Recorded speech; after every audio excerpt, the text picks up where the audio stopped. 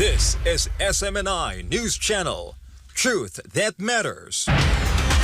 Good evening, Philippines, and good day, world. I'm Yna Mortel. It's Thursday, the 17th of August, and you're watching Newsline World. We're here to bring you the top stories we've gathered from all over the globe. First, President Marcos met with envoys of various countries, including Japan, wherein he expressed his concern over North Korea's recent missile tests in the region. NATO membership in exchange for Ukraine's territories? A senior NATO official apologized after receiving fierce backlash due to his comments about Kyiv. Russia released more evidences of supposed U.S.-financed biomilitary activities, not only in Russia but also in other countries across the world. Solomon Islands Prime Minister has no time for talks with the U.S. after snubbing their delegation. And the race to reach the moon's south pole between Russia and India is on, as Moscow is set to make a lunar mission comeback after nearly 50 years since its first successful lunar landing in 1976. These and more for tonight's edition of Newsline World. And first in our news, the Department of Budget and Management is pushing for the urgent amendment of the Procurement Reform Act amid the Senate's scrutinization of the proposed national budget for 2024. Here is Hannah Jane Sancho for the news. Budget Secretary Yna Mortel is actively pushing for revisions to the long-standing Republic Act 9184, commonly known as the Government Procurement Reform Act. This effort aims to assist government agencies in overcoming challenges related to procuring programs, activities, and projects. These issues have been identified as significant hurdles in efficient government spending. Secretary Mortel emphasized that the proposed amendments to the Government Procurement Reform Act are ready for presentation to President Ferdinand Romualdez Marcos Jr. during the cabinet meeting next week. The Budget Department added that the amendment aims to make government agencies spend and use their budgets better, with Secretary Mortel stressing its importance. If the President approves the measure, a physical copy of the revised bill will be submitted to both the Senate and the House of Representatives for filing and consideration. For God and my beloved country, this has been Hannah Jane Sancho, SMNI News. The Department of Social Welfare and Development faced no difficulties defending its proposed budget for the coming year. This comes after gaining support from the majority of lawmakers who attended the agency's budget briefing. Here's a report from Jade Calabroso. At the budget briefing of DSWD and its attached agency, except NCIP, is hereby approved or terminated. The proposed budget for the Department of Social Welfare and Development, or DSWD, for the next year quickly passed the House Committee on Appropriations. DSWD Secretary Rex Gatchalian himself participated in the deliberations of the committee on the 2024 DSWD budget, which was terminated faster than usual due to a case of parliamentary courtesy. Majority of lawmakers who attended the budget briefing expressed their support for the agency's proposed budget. On behalf of the 1st District of Albay and the Province of Albay, I wish to thank Secretary Rex Gatchalian and the DSWD family for immediate and continuing assistance to the Mayon evacuees. We usually afford special courtesy here for former members of the House. Secretary Rex is a member of the Congress, 19th Congress, and my colleague in the 14th, 15th Congress, and 16th Congress. So matagal-tagal din natin kasama dito. Shall we go through the process of hearing his budget? I move at the proper time not only to approve the budget of Secretary Rex Gatchalian, DSWD, but to increase the budget, as we need more of social services and social assistance to our people. To borrow the words of George W. Bush, read my lips. He will deliver. he will deliver for this nation. Una sa lahat, nagpapasalamat ako sa House of Representatives sa pamumuno ng ating Speaker, Martin Romualdez, pati na rin ng ating mga membro ng Appropriations Committee. Nakakataba ng puso na in-extend nila yung courtesy na dahil dati akong membro at napagbigyan tayo na mapabilis yung pag-approve ng budget natin sa subcommittee level. Under the 2024 National Expenditure Program or NEP, the proposed budget for the DSWD, including its attached agencies, is over 209 billion pesos. This amount is 5.2% higher than the over 199 billion pesos allocation for the DSWD under the 2023 General Appropriations Act. The largest portion of the 2024 DSWD budget is allocated to maintenance and other operating expenses, amounting to over 196.3 billion pesos. This includes funds for the social pension and the Philippine Food Stamp Program. Coming in second is the allocation for personal services at over 10.4 billion pesos, while 354 million pesos is allocated for capital outlay to be used for purchasing ICT equipment and software. Among its attached agencies, only the Presidential Commission for the Urban Poor and the National Commission on Indigenous Peoples saw an increase in their budgets for the next year. Siyempre, mas malaking budget, mas maraming programa. Pero alam din natin na limitado ang resources. So kami as a DSWD, ang mandato namin, siguraduhin na magamit ng tama, mabilis at dapat yung nakakaabot sa ating mga mahirap na kababayan na kliyente ng departamento. One of the new programs of the agency is the Walang Gutom 2027 Food Stamp Program, which aims to reduce the incidence of involuntary hunger. The program is targeting to provide digital stamps to 1 million poor families and vulnerable sectors. Tapusin muna natin yung pilot kasi doon nakaangkla ang tagumpay o pagpapalaki ng isang programa. Kung maganda yung maging resulta, then papalakihin natin. Pero siyempre, pag hindi, subukan nating ayusin. For God and my beloved Philippines, this has been Jade Calabroso, SMNI News. The legal team of TV personality and broadcaster Jay Sonza has spoken out regarding the cases filed against him. Let's find out more about this report from MJ Mondihar. Jay Sonza's legal team clarified that the cases filed against him are merely attempts to tarnish his reputation. Recently, Sonza's mugshot went viral on social media. He is currently in jail due to charges of fraud and illegal recruitment. According to his lead counsel, attorney Israelito Torion, the cases against the former broadcaster have been dismissed. Na-dismiss na yung non-bailable offenses na chinard sa kanya sa RTC Branch 100 at saka sa RTC Branch 215, no? Dismissed na ito. Actually, August 8 pa lang, yung sa RTC 215, dismissed na. Pero hindi namin in-announce kasi in the hope na hindi naman talaga ito totoo na kaso. Pero na news na kasi, so ngayon, ipaalam namin sa madla na yung non-bailable offenses dismissed na. There were 13 cases against Sonza. 2 of these were non-bailable, which his legal team has already explained. The remaining 11 cases of ordinary fraud are bailable cases.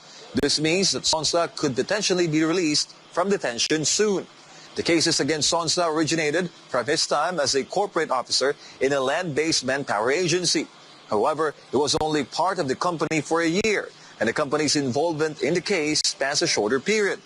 7 individuals were charged, but only Sonza was highlighted in the media. Sonza's defense maintains that there are no direct complaints against him. Marami silang finailan, actually 7 sila, mga corporate officers, because at that time, naging corporate officer nga totoo for 1 year si Sir Jay Sonza. But 2004 pa lang, nung tumakbo siya as a politician, no?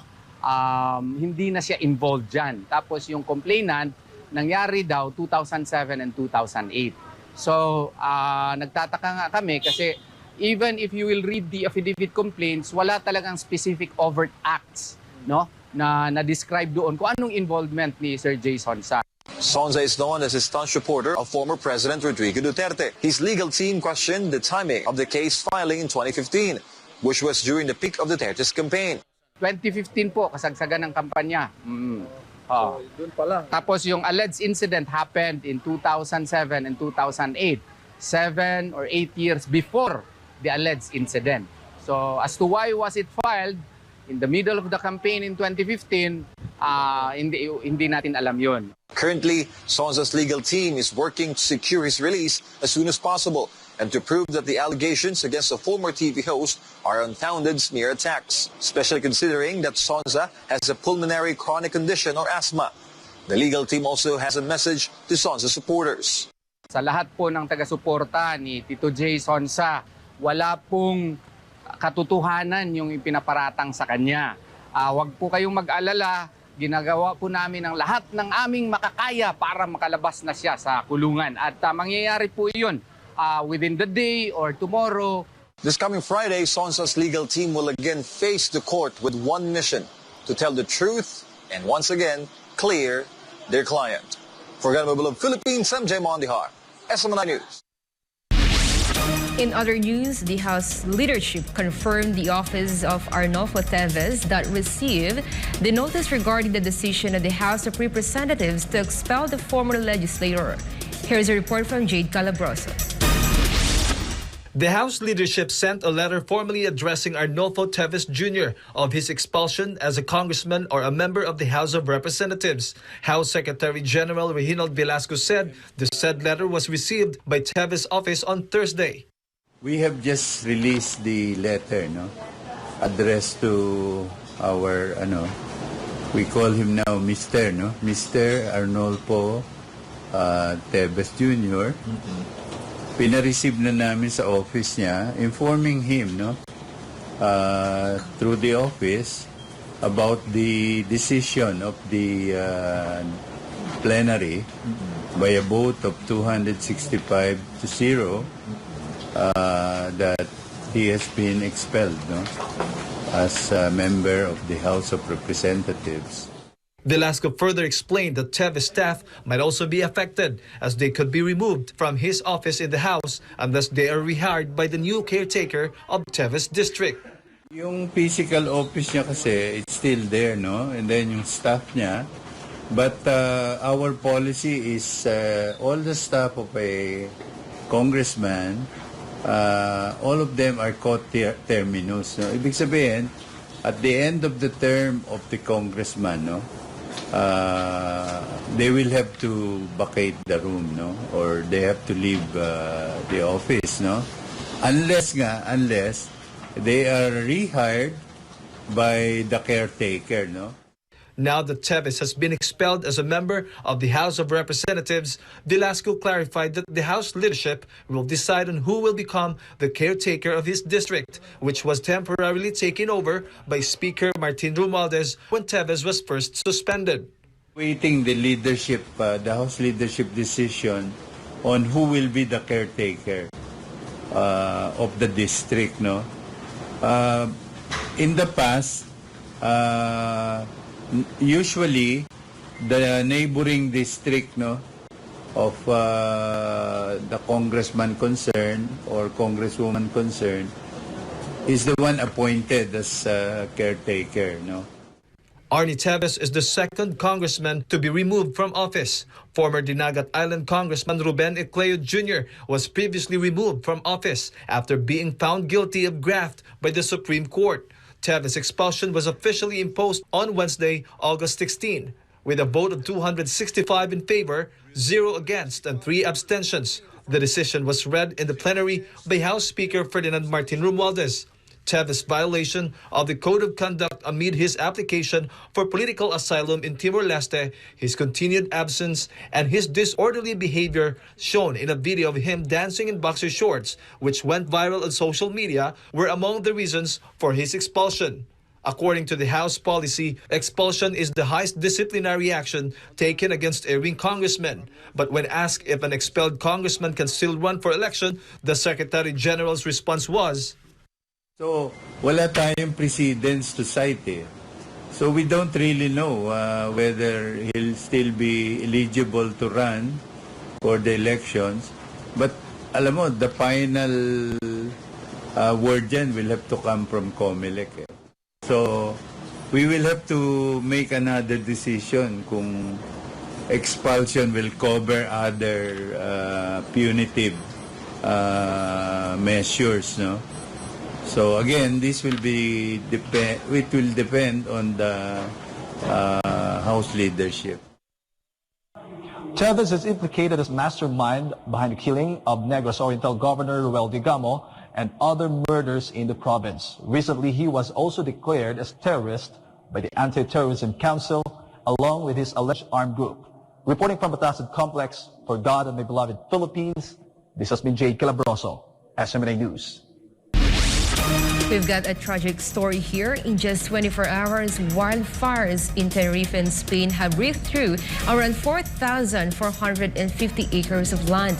The said fire started in a nature reserve on the northeast coast of the island on Tuesday evening. Authorities say 10 helicopters and around 250 firefighters and military personnel are battling to contain the blaze in the region. However, containment efforts have been hampered by difficult terrain in the affected area with deep ravines and heavily forested areas in Candelaria and Arafo, posing a logistical challenge for firefighters, according to Fernando Clavijo, president of the Canary Islands. Quote, the fire is powerful and is in a complicated area, end of quote. He said this to journalists during a news conference. Thousands of people in at least 5 villages have already been evacuated as the flames continue to spread, reports say. Meanwhile, Rosa Davila, president of the Tenerife Council, called on residents and tourists to stay away from the area to prevent any incidents. She also announced that access to the mountains have been closed while speaking on a local radio station. Meanwhile, Russian President Vladimir Putin raised concerns about what he calls a possible expansion plan in Asia. He also claimed that the U.S. is seeking to reformat interstate relations within the Asia-Pacific. Jane Cognita reports. Russian President Vladimir Putin has expressed concerns over NATO's potential expansion plans in the Asia-Pacific region, suggesting that the military alliance could integrate with AUKUS. But what exactly is AUKUS? It is the acronym for the Trilateral Security Pact between Australia, the United Kingdom, and the United States. And this pact was signed in late 2021. But its main objective of supplying Australia with nuclear-powered submarines has evolved to address the growing influence of China in the Asia-Pacific region. In fact, last week, a top Pentagon official said that Australia's vast territory makes it an excellent choice as a future testing ground for advanced hypersonic and long-range precision weapons under the AUKUS Pact. Meanwhile, during the 21st International Security Conference in Moscow held earlier this week, Putin criticized what he perceived as the United States' efforts to reshape interstate relations in the Asia-Pacific to serve its own interests. According to Putin, the United States is seeking to reformat the system of interstate interaction that has developed in the Asia-Pacific region. He further emphasized that calls to develop Indo-Pacific strategies are aimed at creating military-political associations controlled by Washington, saying that Moscow is not ruling out the things that are leading to the full integration of NATO forces with structures being created within AUKUS. Putin's remarks were part of a broader critique of what he calls a neo-colonial West, led by the United States. The president believes the U.S. is attempting to delay the emergence of a multipolar world by sowing stabilization and tensions across various regions. He highlighted that many countries are ready to defend their sovereignty, national interests, culture, and way of life, while new economic and political centers are gaining strength, and argued that these trends could form the foundation for stable and progressive global development. Russia, according to Putin, remains committed to reducing global and regional confrontations and advocates for a multipolar world order based on international law. He also urged for a move away from geopolitical adventurism, calling the move a selfish, neo-colonial action of the West. However, Putin noted that amid this global shift, conflicts are being exacerbated in various regions. He accused NATO member countries of enhancing their offensive capabilities and expanding into domains such as outer space and information warfare, using both military and non-military means. Reporting, this has been Jane Cognita, SMNI News. The Prime Minister of Australia is set to defend the country's controversial trilateral security deal with the U.S. and United Kingdom in a national conference scheduled on Friday. Saja has a report. The showdown is set to on decision-making conference on Friday as disapproval over plans to invest in the nuclear-powered submarine grows. Under the Britain will supply Australia with 8 submarines. The former headed that military vessels will help deter China from invading Taiwan. Australia is preparing to spend billions to fight a war not of its own. The Chinese state media has accused the AUKUS partners of pure Non-Proliferation Treaty or NPT and warned that UK should embark on a path of error and danger. Richard Marles is planning to introduce a 32-paragraph statement conference while several lawmakers are expected to pass motions against the act. The debate surrounding AUKUS comes at a time when Albany, China, sometime this year. Reporting from Sydney, this has been Yna News, Australia. The Prime Minister of Solomon Islands declined a request to meet 2 representatives of the U.S. House of Representatives. But what is the reason why he was unable to talk with them? Shayna Salim has the details. Members of a high-profile U.S. congressional delegation focused on competition with China were unable to meet Solomon Islands Prime Minister Manasseh Sogavare during their recent visit to the Indo-Pacific, which included a trip to Australia. U.S. House Representative Neil Dunn of Florida and U.S. House Delegate Amoa Amata of American Samoa visited the Solomon Islands earlier this week, stating that failure to meet Sogavare was a missed opportunity. A press release from the House committee said the Prime Minister failed to meet the American delegates for a reason that he was unable to make time in his schedule.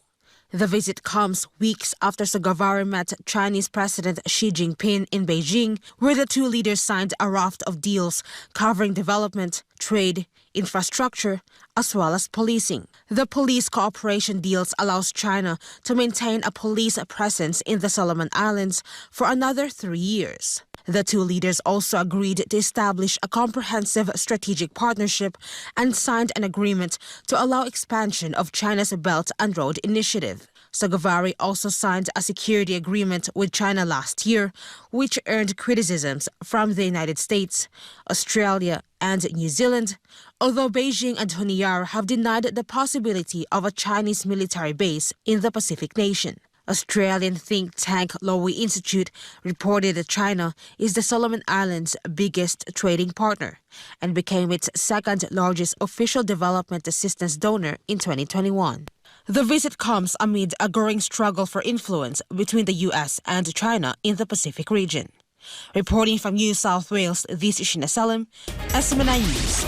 We're back and you're still watching Newsline World. The Philippines and Germany both agreed to continue strengthening the 2 countries' climate cooperation while deepening people-to-people relations. On the other hand, the Philippines and Iran are eyeing high-level discussions after meeting with a new Iranian envoy. President Katarong reports. President Ferdinand Marcos Jr. highlighted the significance of discussing the climate change mitigation and other important matters. Marcos accepted the credentials of new German Ambassador Michael Pafernoschka in Malacanang on Thursday. The chief executive agreed that the partnership between the Philippines and Germany would highly benefit the country, especially in promoting the climate agenda in both the local and international settings. President Marcos and Ambassador Pafernoschka also recognized the thriving people-to-people connections between the Philippines and Germany, shown by the large population of Filipino overseas workers in the European nation. They expressed a shared commitment to nurturing these relationships and exploring opportunities for bilateral growth. The Philippines and Germany will mark the 70th anniversary of their diplomatic ties in 2024. On the other hand, the Philippines and Iran are eyeing initiating high-level contacts to tackle various areas of cooperation such as agriculture, trade and investment, technology, tourism, and people-to-people exchanges. Iranian Ambassador Youssef Azmalzadeh also paid a courtesy call to President Marcos in Malacanang as Iran's new resident ambassador to the Philippines. During their talks, President Marcos said the Philippines has much to learn from all its allies, friends and partners around the world.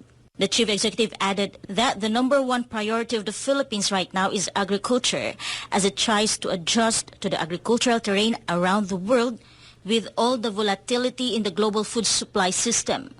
President Marcos also stated that the existing memoranda of understanding agreed by the two countries could serve as a good basis for all their future collaborations in numerous areas. These include nanotechnology programs, tourism, biomedical devices, science and technology, and people-to-people exchanges. In agriculture, Iranian ambassador raised the possibility of organizing a barter with Iran, sending the Philippines fertilizer along with importing its tropical fruits. The Philippines and Iran established diplomatic relations on January 22, 1964. For God and for my beloved Philippines, this has been Crescent Catarong, SMNI News. President Ferdinand Marcos Jr. and Japanese party leader Yamaguchi Natsuo recently met at the Malacanang and discussed the increasing collaboration between Tokyo and Manila in the areas of security, defense, and trade. Here is Hannah Jane Sancho with the details. President Ferdinand Romualdez Marcos Jr. and Comeco Chief Party Representative Yamaguchi Natsuo met in Malacanang recently, opening doors to deeper Philippine-Japan relations, particularly in defense and maritime security. President Ferdinand Romualdez Marcos Jr. has conveyed his positive outlook on enhancing relations with Japan, aiming for a broader partnership that encompasses not only trade and investment, but also security and defense aspects. Chief Executive emphasized that due to changing times, the Philippines-Japan relationship has evolved beyond trade to include crucial discussions on regional security and defense. President Marcos expressed appreciation for the support provided by the Japanese government, contributing to the country's security and defense efforts, aimed at upholding peace in Southeast Asia and among neighboring nations. On the other hand, Marcos voiced his concerns regarding North Korea's recent actions, which involved a series of missile launches and weapons tests that have raised Japan's state of vigilance. Japan, for its part, said it is inclined to enhance its collaboration with the Philippines, not only within traditional partnerships, but also by extending to defense and maritime security cooperation, as said by Comeco Party Chief Representative Yamaguchi Natsuo. Since Japan eased restriction on transferring foreign defense equipment and technology in 2014, the Philippines has gained from acquiring defense assets under an agreement signed in February 2016. This includes the UH-1H helicopter parts and maintenance gear in 2019, HADR equipment in 2021, and ongoing TC-90 support program. Japan has also helped enhance the Philippines' maritime surveillance, including radar systems for the Coast Guard. Japan plans to provide the Philippine Coast Guard state-of-the-art satellite communication system that aims to boost the capability of the Philippines to monitor its territory, particularly in the West Philippine Sea. For God and my beloved Philippines, this has been Hannah Jane Sancho, SMNI News. Japan marked the 78th anniversary of its surrender in World War II, but without its prime minister mentioning the wartime aggression in Asia. The emperor, on the other hand, expressed deep remorse over Japan's actions. Ria Saito has the details.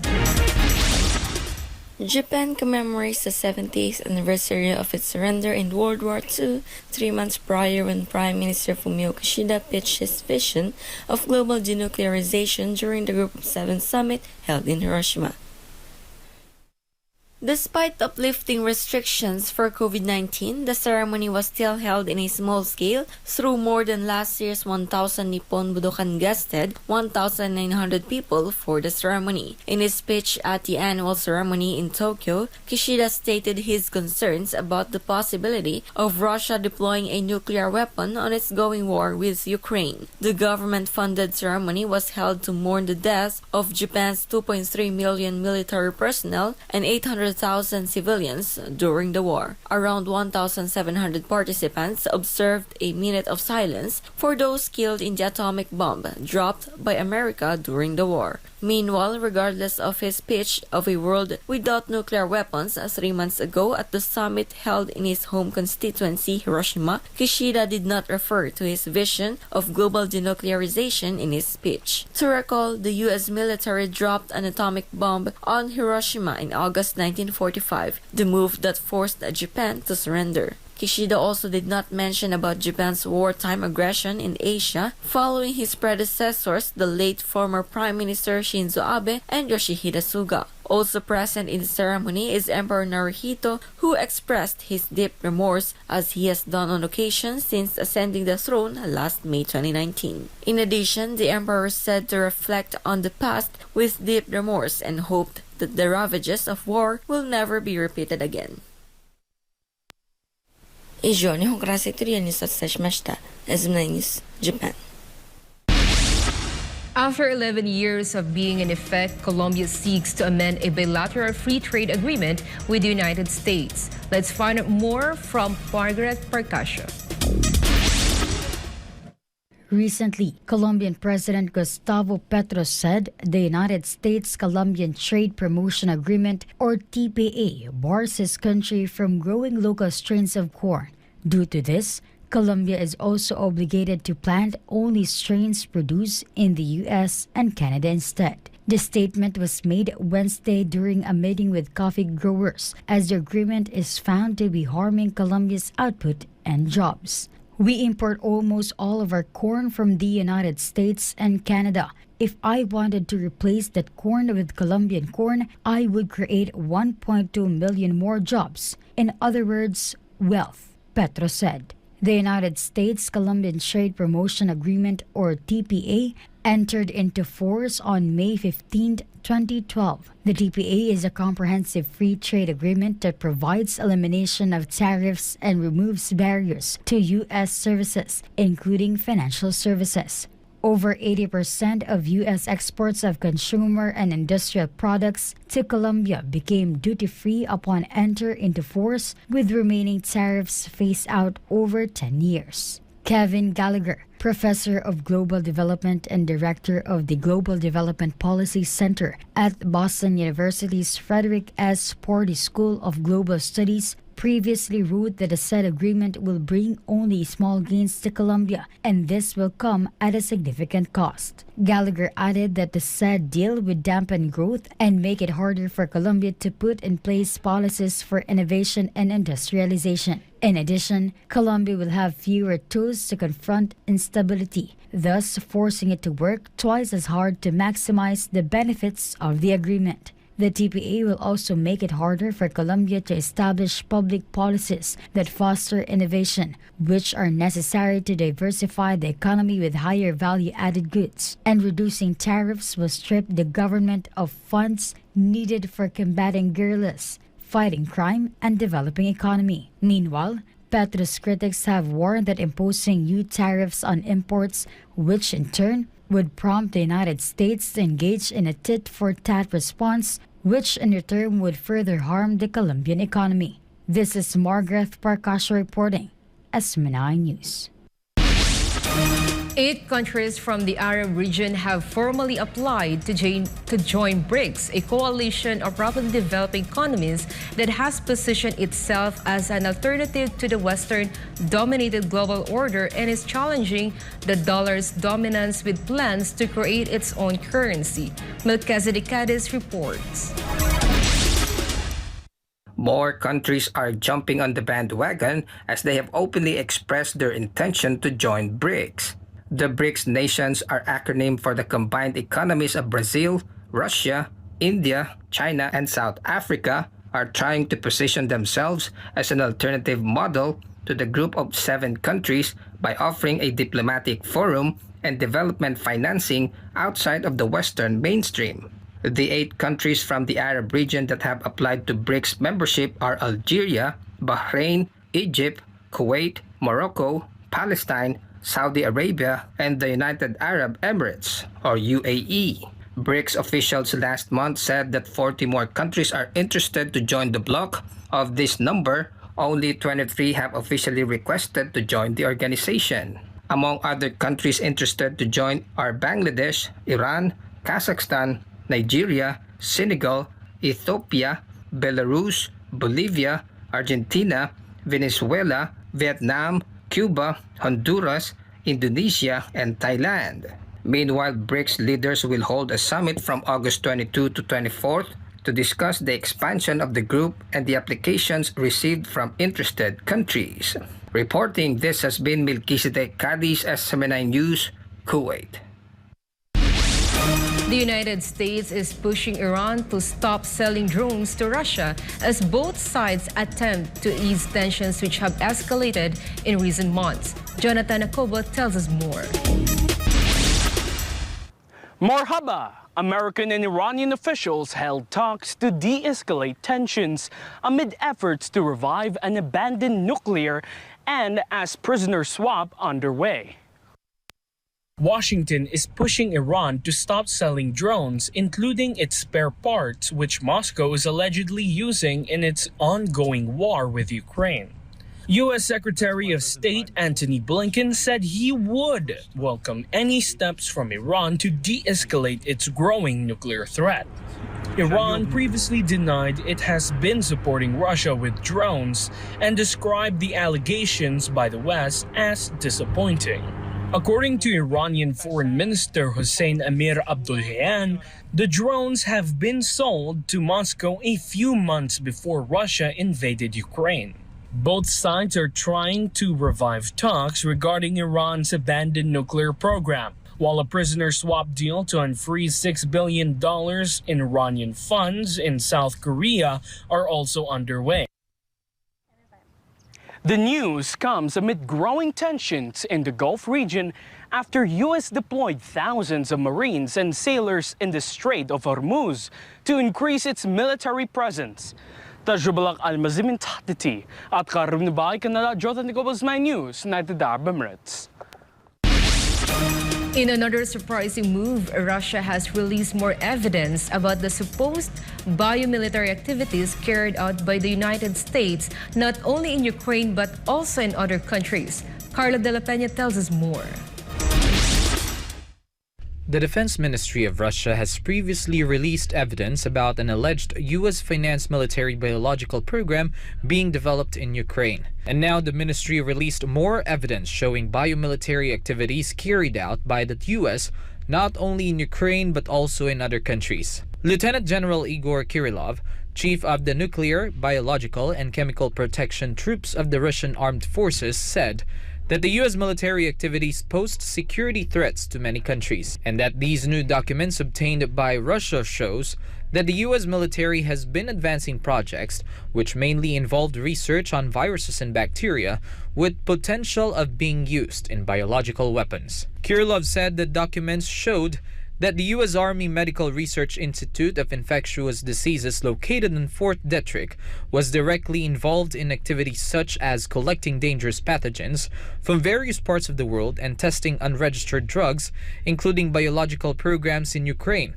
And that proved that the U.S. military is interested in pathogenic bacteria and viruses that are able to cause deadly diseases and pandemic, which can benefit biomedical companies in the United States. Reporting, this has been Carlo De La Peña, SMNI News. Sweden pledged to send its 13th military package to Ukraine worth more than $313 million. Kirby Trinidad has the details. Sweden's new military package bound for Ukraine includes ammunition and spare parts valued at around 3.4 billion crowns, or $313.5 million, which would be used for CV-90 infantry fighting vehicles, artillery systems, and Leopard 2 tanks.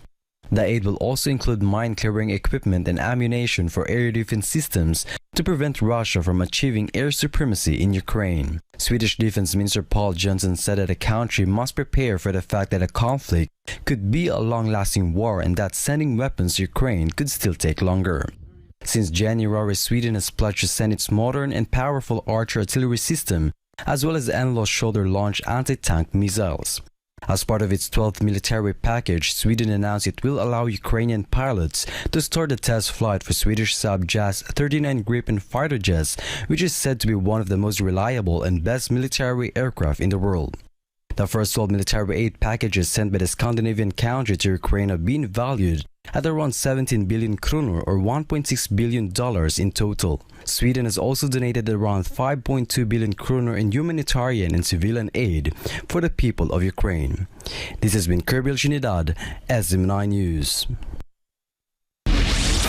U.S. President Joe Biden plans to visit Maui next week after receiving waves of backlash for his controversial no-comment remark over the deadly wildfires. Anissa de Guzman has the details. The painstaking search for the victims of the deadly blazes in Maui continues as thousands cope up with their own losses and hundreds more remain missing. The catastrophic wildfires left an unfathomable path of trail and destruction and nearly erased the historic port town of Lahaina from the map. More than 100 people were declared dead as search for both the living and the dead continues. After days of silence, U.S. President Joe Biden finally confirmed that he and First Lady Dr. Jill Biden will visit the Hawaiian island of Maui on Monday, August 21. Biden received waves of criticisms over a controversial remark this past weekend when a White House correspondent asked him about the rising death toll in Hawaii, to which he replied, "No comment," before heading home after spending a couple of hours at a beach in Delaware. In defense, Biden said he doesn't want to get in the way of the recovery efforts, while White House said he was getting in touch with the Federal Emergency Management Agency. The remark sparked fury among netizens, supporters, and political rivals, including former U.S. President Donald Trump.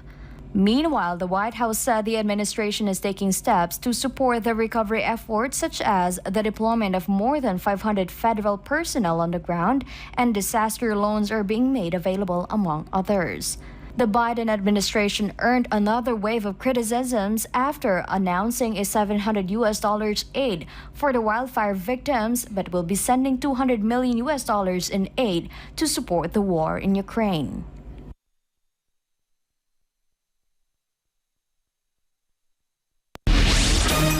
Thailand's first refined oil project, initiated by the largest oil and gas company in China, started operation earlier this week. Chatmong Konpisa Maiguzon reports.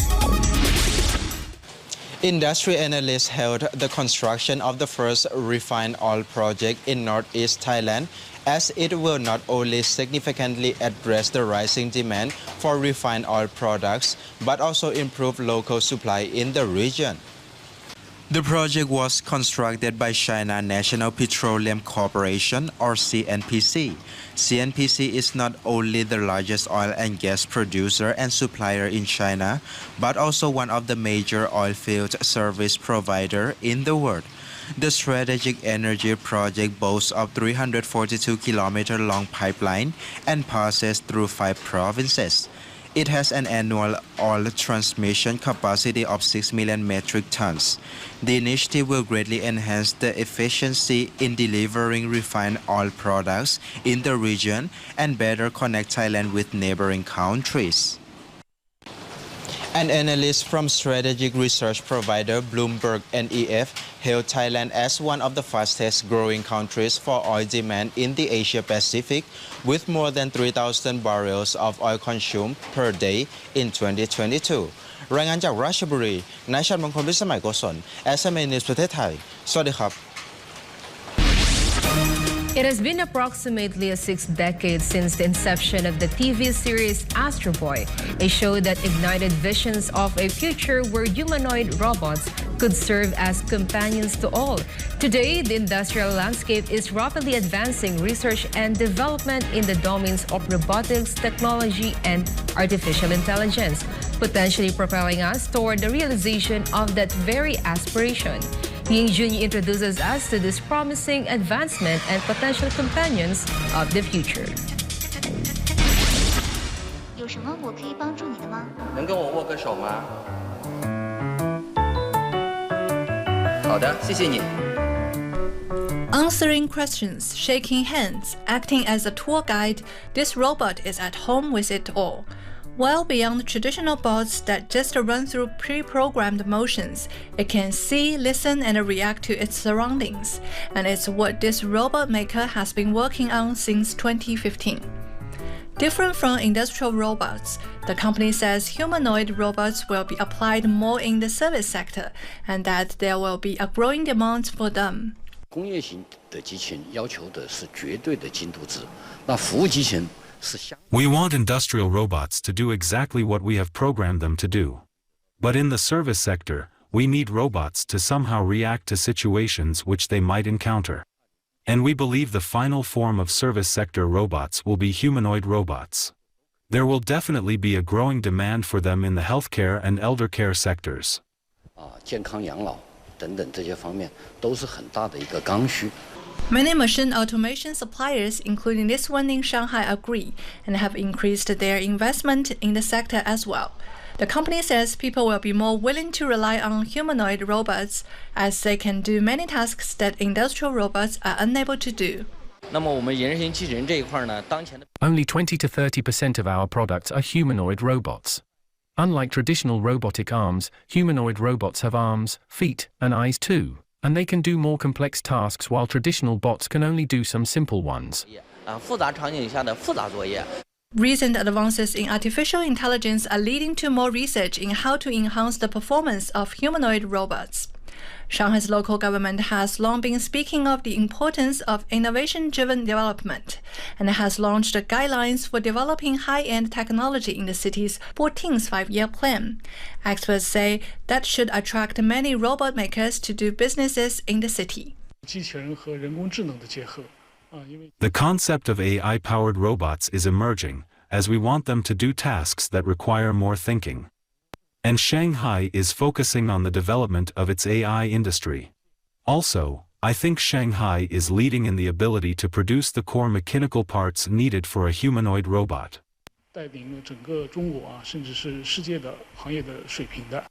According to a recent report from Goldman Sachs, people-sized and shaped robots could be a $154 billion a year business within 15 years.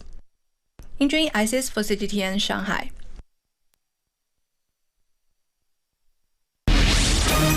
As India will make history on the moon, Russia's space agency Roscosmos has confirmed the Luna 25 automatic interplanetary station's successful entry into lunar orbit, heralding a significant step toward a historic landing. Justin Nazario has the details. Russia's space agency Roscosmos has confirmed the Luna 25 automatic interplanetary station's successful entry into lunar orbit, heralding a significant step toward a historic landing on the moon's surface. Roscosmos declared that all systems on Luna 25 are operating normally, maintaining stable communication. The mission signifies Russia's maiden contemporary endeavor to land an automatic station on the moon. The mission aims to advance soft landing technology, analyze lunar soil, conduct extensive scientific research, and particularly scrutinize the moon's south pole and exosphere. Distinguishing itself from prior missions targeting the moon's equatorial region, Luna 25 is set to attempt a soft landing in the challenging polar terrain. The anticipated landing date is August 21. The Luna 25 mission launched on August 11 via the Soyuz 2.1B rocket from Russia's Vostochny Cosmodrome. The probe has successfully initiated research operations and begun transmitting data to Earth, which is undergoing analysis by the scientific team. Luna 25 continues the legacy of Russia's earlier lunar exploration endeavors and is named in homage to the Soviet-era program that dispatched 24 probes to the lunar surface from 1958 to 1976. The last time that Russia had a spacecraft on the moon was during its Soviet days, using Luna 24, which was launched 47 years ago. Meanwhile, Luna 1 was launched as part of the Soviet lunar program in 1959, the first human-made to reach the heliocentric orbit. Russia's lunar mission coincides with India's Chandrayaan-3 lunar lander, which was launched on July 14 and entered lunar orbit on August 5. India's lunar lander is currently lowering its orbit in preparation for its landing attempt expected to happen on August 23.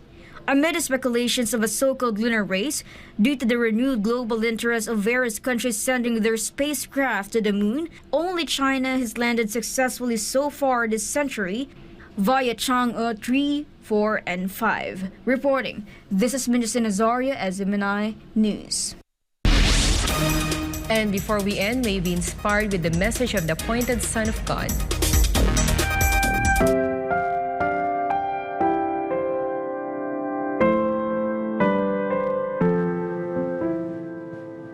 I have peace because the Father is with me.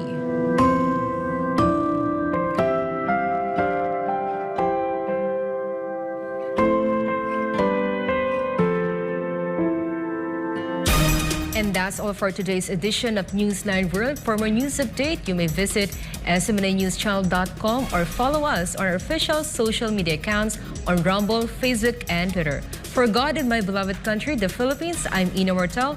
Thank you for watching Newsline World, and thank you to our beloved pastor, Pastor Apollo C. Cablelink, for the opportunity to be a part of this program. May you continue to listen on SMNI as it delivers nothing but fair, truthful, and balanced news, because SMNI is your source of credible news.